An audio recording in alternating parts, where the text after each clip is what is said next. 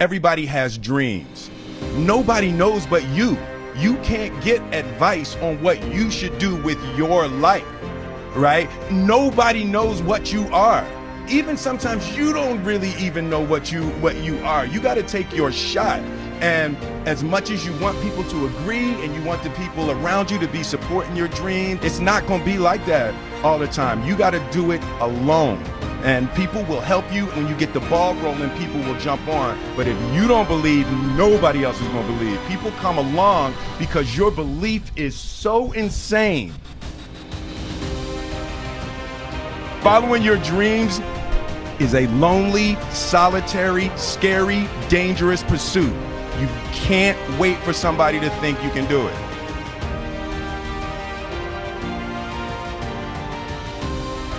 There are a lot of people who are biting their fingers in fear that they might lose their jobs. But there are few people who have decided within themselves, I'm going to make it. Some people aren't waiting to be cut. Some people are moving on their own because they feel within themselves, I've got what it takes to make it.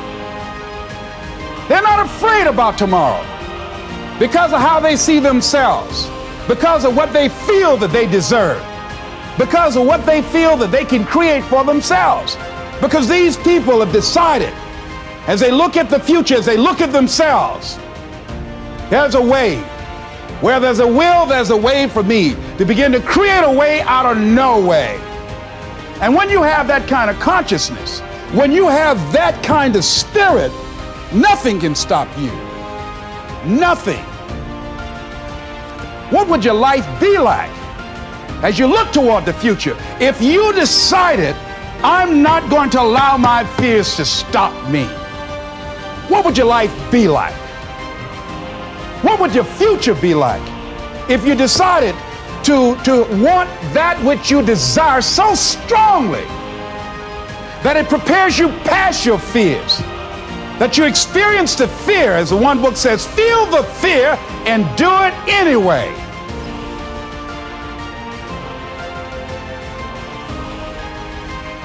Of all the subjects we've covered so far and are about to cover, none is more important than covering the disciplines for success. What's at the core of achieving the good life? The major key to the good life. The major key is not in learning how to set goals. It is not in learning how to better manage your time. It is not in mastering the attributes of leadership. Every day in 1,000 different ways, we are trying to improve ourselves by learning how to do things. We spend a lifetime gathering knowledge in classrooms, in textbooks, in experiences. Now, if knowledge is power, if knowledge is the forerunner to success, then why do we fall short of our objectives? Why, in spite of all our knowledge and in spite of our collective experiences, do we find ourselves aimlessly wandering, settling for a life of existence rather than a life of substance? There may be many answers to this question. Your answers may be different than your associates or your spouses or your friends. While there may be many answers to this question, the fundamental answer is the absence of discipline. Applying all that we know.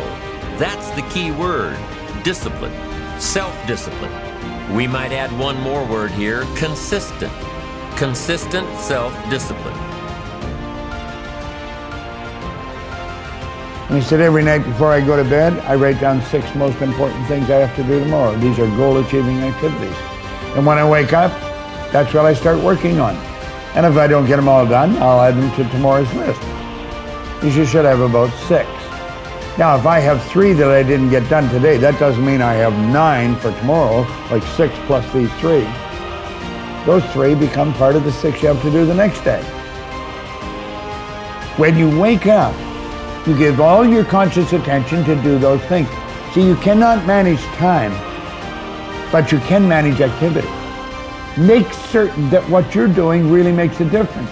Make certain that you're spending your time on activities that are productive, that are taking you in the direction of your goal.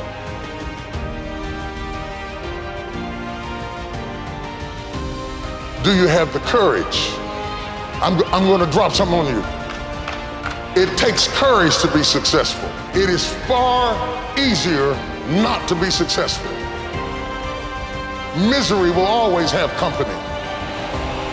Success breeds contempt. If you don't want to make waves, be mediocre. Be normal and fit in.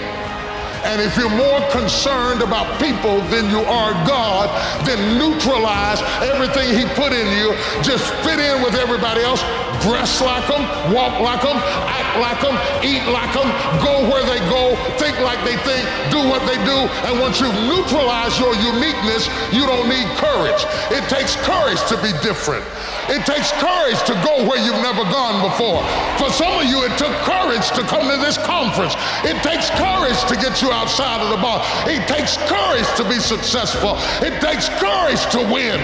People don't talk about people that don't win. If you win, they're going to talk about you. Do you have the courage to stand there though the storms keep raging and the people get to talking and you stand there and say, I've come too far to turn